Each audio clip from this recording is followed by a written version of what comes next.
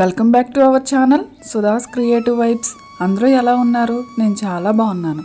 ఈరోజు వీడియోలో మీకు ఆవు పాల జున్ను చూయించేస్తానండి. చూసేయండి, చాలా టేస్టీగా చాలా బాగుంటుంది.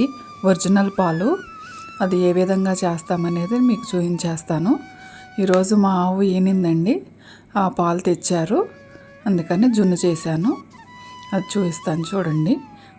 ముందుగా స్టవ్ ఆన్ చేసేసి ఇడ్లీ పాత్ర పెట్టుకోవాలండి. ఆవిరి మీద ఉడికించుకుంటాం కదా, ఇడ్లీ పాత్ర మీద పెట్టి ఒక ముప్పావు లీటర్ వాటర్ పోయండి. ఎందుకంటే ఎక్కువసేపు ఉడకాలి కదా, అందుకని. ఆ పాల ప్యాకెట్స్ అండి అవి. ఈరోజే ఈనింది కాబట్టి గట్టిగా ఉంటుంది, అందుకని చెప్పి గట్టి జున్ను అవుతుందండి, పాలు లాగా అవ్వదు, బాగా గట్టిగా ఉంటుంది. హాఫ్ లీటరు జున్ను పాలు అయితే హాఫ్ లీటరు మామూలు పాలు పోయాలండి. అప్పుడే మనకి మరీ గట్టిగా లేకుండా స్మూత్గా మెత్తగా వస్తుంది అన్నమాట. అందులో టేస్ట్కి సరిపడినంత తక్కువ తినేవాళ్ళు తక్కువ వేసుకోండి, ఎక్కువ తినేవాళ్ళు ఎక్కువ వేసుకోండి. నేనైతే స్వీట్ ఎక్కువ కాబట్టి నేను ఎక్కువ వేసుకున్నాను బెల్లం. ఆ బెల్లం వేసుకుని ఆ బెల్లం కరిగిపోయే వరకు కూడా కలుపుతూ ఉండాలండి. అదే మామూలుగా జున్ను పాలకైతే స్టవ్ మీద పెట్టేసి కలుపుతుంటే ఆ వేడికి కూడా కరిగిపోతుంది.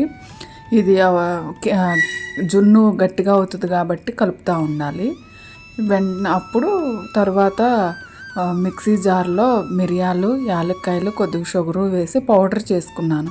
అప్పటికప్పుడు వేసుకుంటే స్మెల్ అది బాగుంటుంది కాబట్టి నేను ఎప్పటికప్పుడే పట్టి వేసుకుంటాను. అలా పట్టి వేసుకున్న తర్వాత బాగా కలిపేసాను. ఆ బెల్లం అంతా కూడా కరిగిపోయే వరకు కలిపానండి. ఆ తర్వాత ఈలోపు మనం ఇడ్లీ పాత్రలో వాటర్ పోసి పెట్టాం కదా, అవి కూడా మరుగుతూ ఉంటాయి. ఈ గిన్నె తీసుకెళ్ళి అందులో పెట్టాలండి.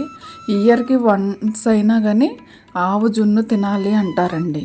అది హెల్త్కి చాలా మంచిది అని అంటారు. అందులో ఇంకా ఏముంటాయి అనేది అయితే నాకు ఐడియా లేదు, కానీ అందరూ కూడా అంటారు. మీకు ఖచ్చితంగా దొరికితే మాత్రం చూసుకోండి. ఆ విధంగా పెట్టిన తర్వాత మీడియం ఫ్లేమ్లో పెట్టి ఒక 20 మినిట్స్ ఉడికించానండి. తర్వాత నైఫ్ పెడితే నైఫ్కి పాలు అంటుకోకుండా ఉంటుంది, అప్పుడు ఉడికిపోయినట్టు. తీసేస్తే సరిపోతుంది. ఇక అప్పుడు తీసేసి మనం సర్వ్ చేసుకోవటమేనండి.